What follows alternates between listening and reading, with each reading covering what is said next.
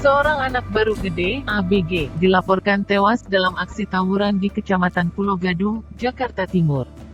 Diketahui korbannya bernama Mutadi Anang Setiawan, 18.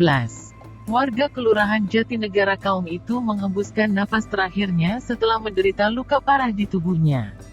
Ia terkena sabetan senjata tajam saat bentrok antara dua kelompok pemuda.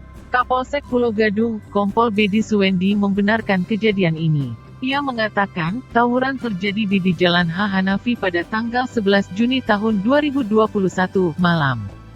Korban mengalami 5 luka baco di beberapa bagian tubuhnya.